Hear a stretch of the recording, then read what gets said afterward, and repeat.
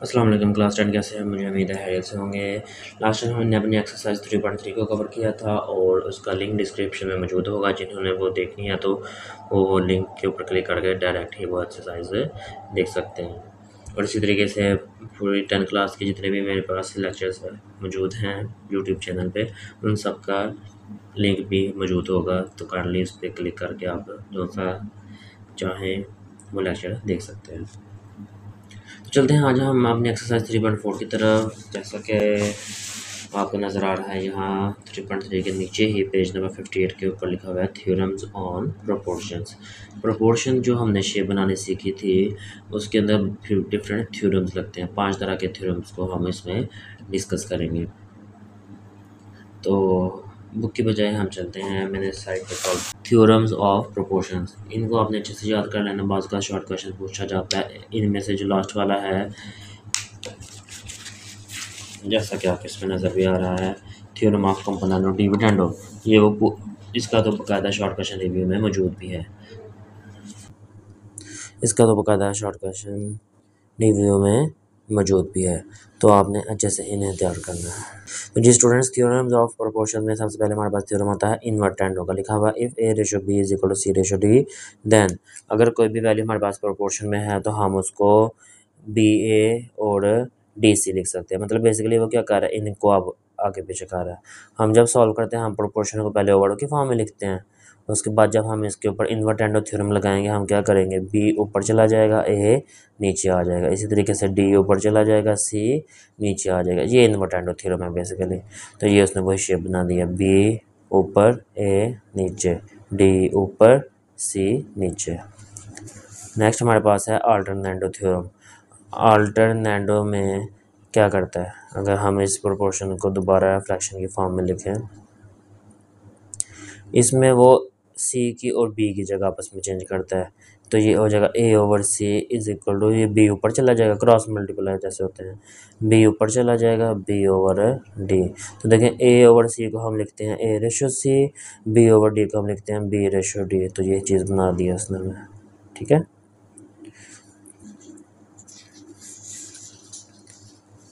Next मेरे पास है componendo theorem. Componendo में अगेन उसने प्रोपोर्शन दी है। कंपोनेंडो में दो टाइप्स आ जाती हैं, एक में हम ओवर के ऊपर प्लस कर देते हैं और एक में हम ओवर के नीचे प्लस कर देते हैं। इन दोनों में से कोई भी एक चीज़ की जा सकती है। जैसे मेरे पास ए ओवर बी और सी ओवर डी एक प्रोपोर्शन होगी, मैं ए ओवर बी है ना, ए और बी को ऊपर प्लस कर दूँ, नीचे वाला वैसे का वैसे, सी ओवर डी को सी प्लस डी कर दूँ और नीचे वाला डी वैसे ही। तो ये पहली स्टेटमेंट बन गई। इसी तरीके से अगर मैं चाहूँ तो ए को वैसे रहने दूँ, नीचे दोनों को प्लस कर दूँ, सी को वैसे रहने दूँ, नीचे दोनों को प्लस कर दूँ, तो ये चीज़ भी बन सकती है। ये सेकंड में उसने लिख दिया, ठीक है। इजी से है, कोई खास मुश्किल शॉर्ट क्वेश्चन नहीं है। नेक्स्ट है डिविडेंडो थ्योरम। कंपोनेंडो में हम प्लस करते हैं, डिविडेंडो में हम माइनस करते हैं, और इसमें कोई खास चीज़ बात नहीं की गई, ठीक है। जहाँ जहाँ अगर आपको कंपोनेंडो याद हो जाता है और अच्छे से समझ आ गया तो डिविडेंडो भी वही है, बस प्लस की जगह उसने माइनस लगा दिया। लास्ट है सबसे इम्पोर्टेंट, और ये हमने पूरी एक्सरसाइज में इसको डील करना है, कंपोनेंडो डिविडेंडो थ्योरम को। इसमें क्या है, अब देखें ना, कंपोनेंडो में हमने प्लस किया था, डिविडेंडो में हमने माइनस किया था। ये इन दोनों का मिक्सचर है। इसमें कहता है अगर A over B C over D एक प्रोपोर्शन में है तो हम इन दोनों को ओवर के ऊपर प्लस कर देंगे और ओवर के नीचे माइनस कर देंगे, लेफ़्ट पे भी और राइट पे भी। ये कंपोनेंडो डिविडेंडो थ्योरम है। यहाँ भी हम ये भी कर सकते हैं, ओवर के ऊपर माइनस कर दें, ओवर के नीचे प्लस कर दें, लेकिन जो लेफ़्ट पे करना है वही हमने राइट पे भी करना है, क्योंकि इसमें सीक्वेंस मैटर करती है। तो मुझे उम्मीद है कंपोनेंडो डिविडेंडो को भी आपको अच्छे से समझ आ गई होगी। तो चलते हैं हम अपनी एक्सरसाइज की तरफ। एक्सरसाइज 3.4 हमारे लिए लॉन्ग क्वेश्चन के हिसाब से इम्पॉर्टेंट एक्सरसाइज है। जैसा कि आपको 3.4 नज़र आ रही है, क्वेश्चन नंबर 1 है, इसका proof that A ratio B is equal to C ratio D. If हमने प्रूव करना है ये चीज़, मतलब इसके हमारे पास जो आ रहे हैं 8 पार्ट्स हैं क्वेश्चन नंबर 1 के। 8 के 8 पार्ट्स का आंसर यही होगा। तो आपने मेरे साथ मेरे बने रहना है, इसको अच्छे से समझना है ताकि आपको लॉन्ग क्वेश्चन क्लियर हो सके। ये मेरे पास क्वेश्चन है। उसने सिर्फ लिखा था प्रूव डैट, उसने ये नहीं कहा कंपोनेंट डिविडेंड लगाना है। तो आपने क्वेश्चन को देखते हुए समझ लेना है कि इसके ऊपर ऑलरेडी ये चीज़ लगी हुई है। जैसा कि ऊपर प्लस है नीचे माइनस है, वैल्यूज़ भी सेम है, ऊपर प्लस है नीचे माइनस है, वैल्यूज़ भी सेम है। तो यहाँ पे कंपोनेंट और डिविडेंड लग चुका हुआ है, तो इसलिए हम दोबारा इसके ऊपर लगाएंगे जब इसको सॉल्व करेंगे, क्योंकि हमने किस फॉर्म में लेके आना है, A ratio B is equal to C ratio D में। तो चलते हैं हम अपने क्वेश्चन की तरफ। लिखा हुआ है बाय कंपोनेंट और डिविडेंड थ्योरम, ओवर के इन दोनों को ओवर के ऊपर प्लस कर देना है और इन्हीं दोनों को ओवर के नीचे माइनस कर देना है। बस सीक्वेंस याद रखना है, जो ओवर के ऊपर है वो हमेशा पहले आएगा, ऊपर भी और नीचे भी, और जो ओवर के नीचे है वो हमेशा बाद में आएगा। सेम रहने हैं, ठीक है। और यहाँ पे भी वही काम करेंगे, ओवर के ऊपर प्लस, ओवर के नीचे माइनस।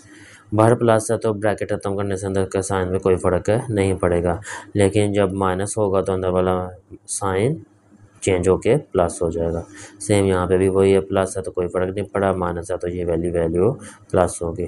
अब इसमें कटिंग होगी, -5 भी +5 भी कट गए, -4 है +4 है आपस में कैंसिल, 5D कैंसिल, 4C से कैंसिल। तो यहाँ 4 + 4 क्या हो जाता है 8A, 5 + 5 क्या हो जाएगा 10B इज इक्वल टू 4 + 4 क्या हो जाएगा 8C, 5 + 5 क्या हो जाएगा 10D।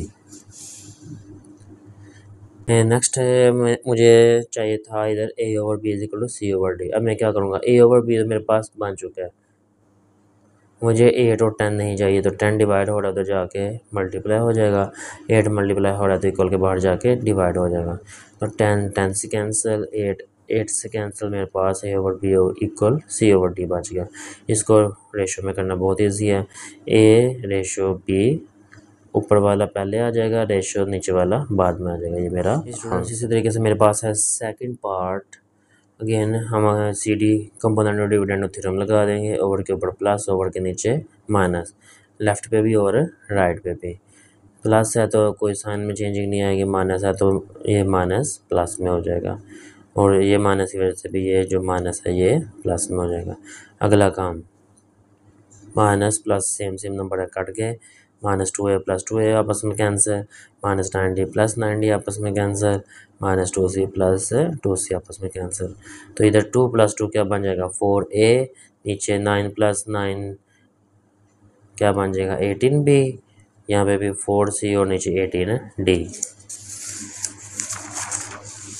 ने ऐड करवा के हमारे पास ये वैल्यूज़ आ गई है। अब मुझे यहाँ पे A/B चाहिए था जो कि बन चुका है, 18 डिवाइड हो रहा है, इक्वल के बाहर जाके मल्टीप्लाई होगा, और ये मल्टीप्लाई था इक्वल के बाहर जाके डिवाइड होगा। ऊपर वाला 18 नीचे वाले 18 से कैंसिल, ऊपर वाला 4 नीचे वाले 4 से कैंसिल। तो ये आ गया C/D। अब इसको हम कर लेंगे A/B is equal to C/D। ये मेरा प्रूफ हो। मेरे पास है ये क्वेश्चन, अगेन CD थ्योरम हम इसके ऊपर अप्लाई कर देंगे, तो ओवर के ऊपर प्लस, ओवर के नीचे माइनस, राइट पे भी ये काम किया जाएगा। माइनस है तो अंदर वाला साइन चेंज हो जाएगा, माइनस अंदर वाला साइन चेंज हो जाएगा।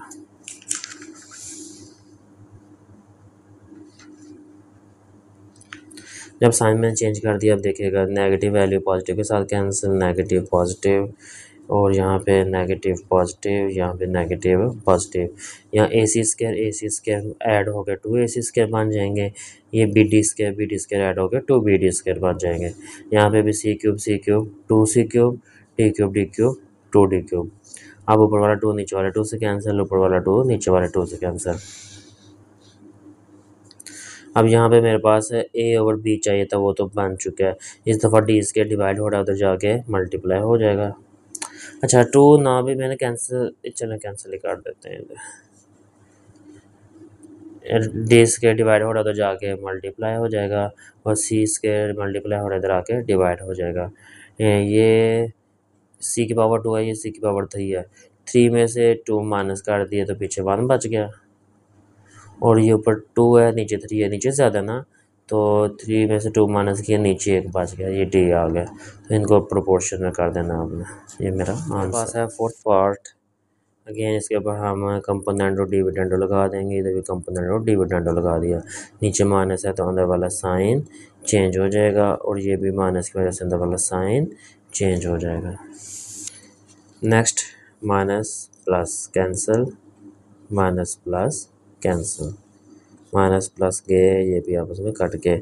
ए स्क्वायर सी 2a² हो जाएगा, नीचे भी 2bd²d, इधर भी 2ac² और 2bd का स्क्वायर हो जाएगा। नेक्स्ट इस दफ़ा मैंने ना थोड़ा ओपन कर लिया इसको ताकि आपको समझ आ सके। a की पावर 2 है तो मतलब यहाँ पे 2a आएंगे, b की पावर 2 का भी मतलब यहाँ पे 2b आएंगे। अब यहाँ पे मुझे a/b चाहिए था, तो ये मेरा a/b तो बन चुका है। इसके अलावा मुझे यहाँ पे कोई नंबर नहीं चाहिए। तो देखिएगा 2ac इधर मल्टीप्लाई हो रहे हैं, इक्वल के बाहर जाके यहाँ पे डिवाइड हो जाएंगे। 2bd डिवाइड हो रहा है, इक्वल के उस तरफ जाके मल्टीप्लाई हो जाएंगे। अब ये 2:2 से कैंसिल, ये 2:2 से कैंसिल, ऊपर भी कैंसिल हो सकते थे बट मैंने कर दिया तो अब इधर ही कैंसिल करवा लें। नेक्स्ट ये हमारे पास बी से कैंसिल, ए से कैंसिल, ये 2 सी हैं, यहाँ पे 1 सी मौजूद है मेरे पास, तो ये 1 सी इन दो में से 1 से कट गया, 1 बच गया, ऊपर सी आ गया, नीचे 2 है, यहाँ 1 है, तो ये कट गया, नीचे 1 आ गया। यहाँ पे इसको प्रोपोर्शन में कर देंगे, ये मेरा आंसर हो जाएगा।